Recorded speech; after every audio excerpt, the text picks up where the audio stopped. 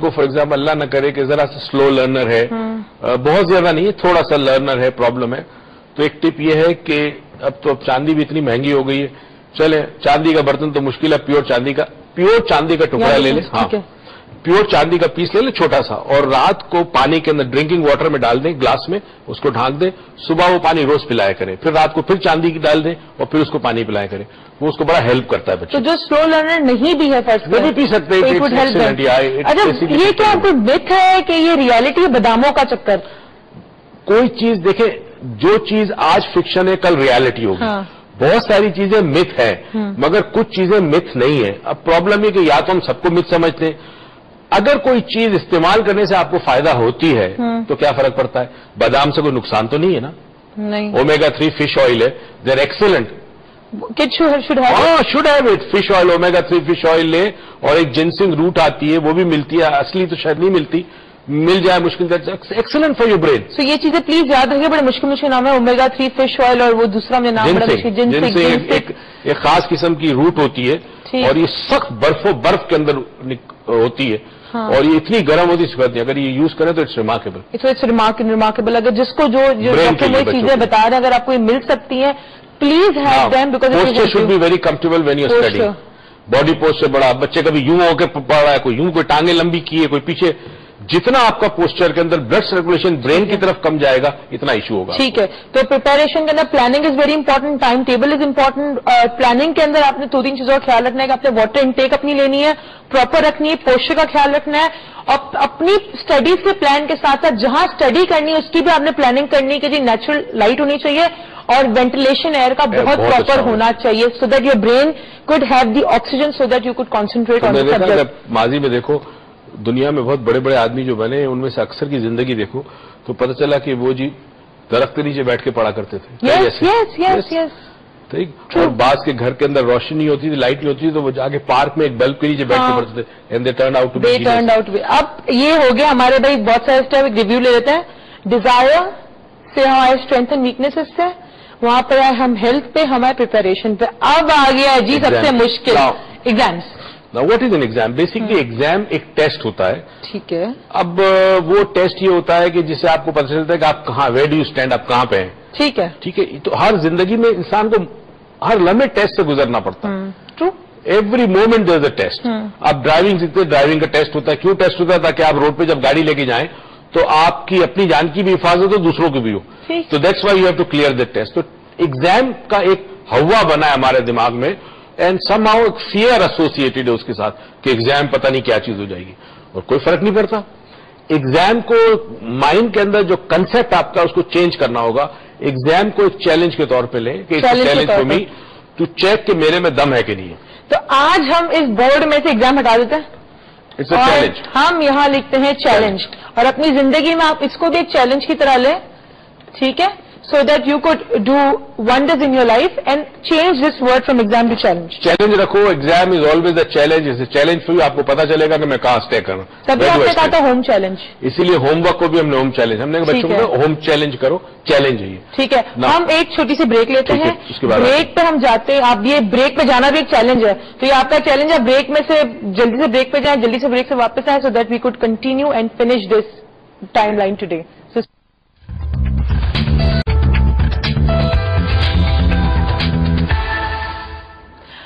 Welcome back. اور مجھے پتا ہے کسی سے ویٹ نہیں ہو رہا, تو ہم میری باتیں چھوڑتے ہیں, ہم بورڈ کی باتیں کرتے ہیں. ابھی اس وقت ہم آ گئے تھے چیلنج پہ, اور میں بیٹھ گئی تھی.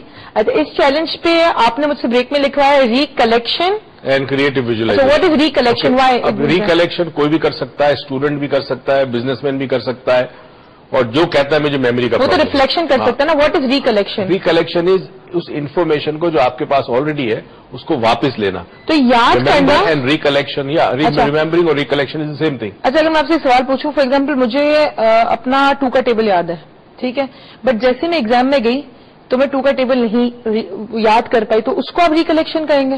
ہاں, انیبل ٹو ریمبر اور recollect. Okay, but that doesn't mean کہ آپ کو یاد نہیں ہے. نہیں, یہ نہیں ہے پرابلم, یہ کہ آ نہیں رہا, اندر ہے. اب اس کی ریزن اینگزائٹی ہوتی ہے, فیئر ہوتا ہے, اور ماں باپ نے بہت کہا ہے کہ لے کے آنا, تو to be able to be successful and to get love. ہم نے ایک پروگرام میں کہا تھا کہ ماں باپ کی محبت ملے گی اگر میں پاس ہو گیا. کئی دفعہ بچے جان بوجھ کے نہیں کرتے because somehow they want to punish the parents. ٹھیک ہے, تو پھر اس کے لیے ہمیں ریفلیکشن کرنا ہے. ریفلیکشن, اب ریفلیکشن جلدی سے بتا دوں. کوئی بھی کر سکتا ہے, جس کو بھی پرابلم ہو, جس کو بھی ایشو ہو, اور 10 منٹ کرنا ہوتا ہے روز رات کو. 3 مہینے کر کے مجھے فون کر کے بتایا 3 مہینے بعد کیا امیزنگ میموری آپ کی ہو جاتی. مگر یہ میموری صرف ایونٹس کو ریمبر کرنے میں ہوگی. آنکھیں بند کریں شام کے وقت, رات کے وقت, آئیڈیلی رات کے وقت, اور آنکھیں بند کر کے امیجن کریں صبح جب آپ اٹھے تھے ٹھیک ہے تو اس صبح اٹھنے کے بعد سب سے پہلے کیا کیا, ناشتے میں کیا کھایا, chronological order. You recollect the whole event of the day in chronological order. Chronology کا مطلب جس طرح ہوا تھا, یعنی صبح اٹھے پہلے چپل پہنے, پھر آپ گئے دانت برش کیا, پھر اس کے بعد ناشتے میں کیا تھا, ٹوسٹ جلا ہوا تھا, بیوی نے چائے ٹھنڈی دے دی, کچھ بھی تھا. پھر آپ باہر نکلے تو جاتے وقت, اسٹوڈنٹ کوئی بھی ہو سکتا ہے, میں ایک مثال دے رہا ہوں, آپ آفس میں پہنچے سب سے پہلے کس کو دیکھا, اس نے شرٹ کس کلر کی پہنی تھی. 10 منٹ کا الارم لگانا ہوگا, بہت ضروری ہے, کیونکہ اس میں آپ نے ایک لمیٹڈ ٹائم کے اندر میکسیمم ریکلیکشن کرنی ہے. اچھا کوئی چیز بیچ میں سے مس ہو جائے تو پیچھے نہیں جانا, ریورس نہیں جانا, chronological order, late it go. اور اینڈ میں ختم ہوگا جب آپ پہنچے یہاں پہ کہ رات کو اب میں یہ کر رہا ہوں. ہوگا یہ کہ پہلے کچھ دنوں تک 10 منٹ تو بہت ہے, آپ 1 منٹ میں پورا دن ریکلیکٹ کر لیں گے, مگر بہت ساری اسکپ کر چکے ہوں گے چیزیں. آہستہ آہستہ 15-20 دن کے بعد ایسا آئے گا کہ جی الارم بج جائے گا 10 منٹ کا اور آپ دوپہر تک ہی ہیں ابھی. لوگوں نے شرٹ کیا پہنا تھا, کسی نے جملہ کیا کہا, راستے میں کون سے سائن بورڈ نظر آیا, ایوری تھنگ ول کم. ایک چیز کی ریکویسٹ جی میں آن اسکرین کر رہی ہوں کہ جی یہ بہت امپورٹنٹ ہے ہمارے اسٹوڈنٹس کے لیے, آپ نے اینکر ان کو فٹ کرنا سکھانا ہے. میں تھرسڈے کروں گا, نہیں ہمارے پاس. اور کریٹو ویژولائزیشن جو ہے وہ اس کی ماہر تم ہو, تو تم بتا دو. بس کریٹو ویژولائزیشن میں واٹ آئی وڈ سجیسٹ اس کے آپ کا جو بھی گول ہے, جو بھی آپ کا گریڈز آنے ہیں, آپ نے انکریز اپنی جی پی اے کرنی ہے, تو اس وقت جب جی پی اے انکریز ہو جائے گی تو کیا ہوگا, آپ کے ہاتھ میں کوئی ڈگری ہوگی, آپ کے گھر والے آپ کو شاباشی دے رہے ہوں گے, آپ نے بہت اچھے کپڑے پہنے ہوں گے, آپ بہت اچھا کھانا کھا رہے ہوں گے. جو بھی آؤٹ کم کی امیج آپ کے برین میں بنائی, آپ کے مائنڈ میں ویژولائز کی ہے, اس کو کریٹولی ویژولائز کریں, اس میں کلرز ڈالیں, اس میں اور فیلنگز ڈالیں, اس میں پیشن ڈالیں, اور اس کو روز رات کو ایگزام کے خاص طور دنوں پہ روز رات کو اپنے آپ 25 سے 1 تک گنے, الٹا گنتے ہی اس پکچر کو ویژولائز کریں, کریٹولی اس کو بنائیں, کلرز ڈالیں, and after that count 1 to 5 and come out. یا پھر یہ کہ کل امتحان ہے, رات کو پڑھ لیا, سب کچھ کر لیا, اب سونے سے پہلے آنکھیں بند کر کے you go into the future, imagine as if it is the present. Imagine کریں کہ میں بیٹھا ہوں ایگزامینیشن ہال میں and I cleared all the questions, اور اپنے آپ کو فیل کرے گا امیزنگ, کتنا آسان پرچہ تھا, میں سب کچھ کر چکا ہوں. یہ کر کے پھر واپس آ جائیں, یہ کر کے پھر واپس آ جائیں. تو یعنی کہ یہ اگر ہم نے پورا فالو کر لیا تو ہمارے بیٹر گریڈ کہیں نہیں گئے, کہیں نہیں گئے, کوئی روک ہی نہیں سکتا. سسٹم ایسا ہے. تو اس کے اندر دیکھیں انٹل لیس آپ کے برین میں فالٹ نہ ہو, ٹھیک, انٹل لیس کوئی فالٹ نہ ہو. اور اگر فالٹ بھی ہے تو انہوں نے بتایا جن کے بچے کچھ تھوڑے سے سلو لرنر ہیں یا ان کے ساتھ کوئی پرابلم ہے تو سلور چاندی کی کوئی پیور چاندی کا چھوٹا ٹکڑا لے کے اس کو پانی میں رکھا کریں اور اس پانی کو پی لیں. تو یہ صرف ایک کہتے ہیں نا ایک ٹائم لائن نہیں تھی, اس کے اندر ڈاکٹر موئز نے آپ کو چھوٹی چھوٹی مٹیکولس بڑی ساری ٹپس دے دی ہیں.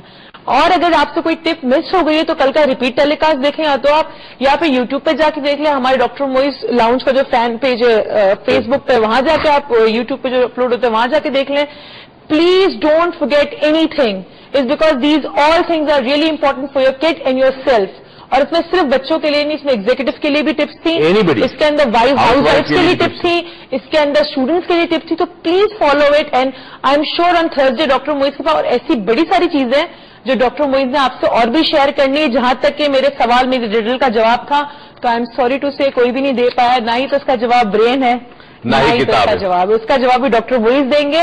اور سوری کوئی آج کوئی سیریز نہیں لے کے جا سکا, but wait for Thursday, I am sure ہم تھرسڈے ہم یہی کو تھرسڈے کا آدمی جواب نہیں دیتے. نہیں, دے ول ہیو, نہیں let them search, they will have some thing in the stomach. اچھا میں ایک چیز بتا دوں, یہ جتنا ایکسٹینسولی ہم نے آج بتایا ہے, میں کتنے سالوں سے ٹیلی ویژن پہ آ رہا ہوں, میں نے آج تک اتنا یہ نہیں بتایا. اس کی وجہ یہ ہے, ہیلتھ ٹی وی کو یہ کریڈٹ جاتا ہے کہ ہر پروگرام میں میں کسی بھی چینل پہ جاؤں اینکر مجھے بولنے نہیں دیتی.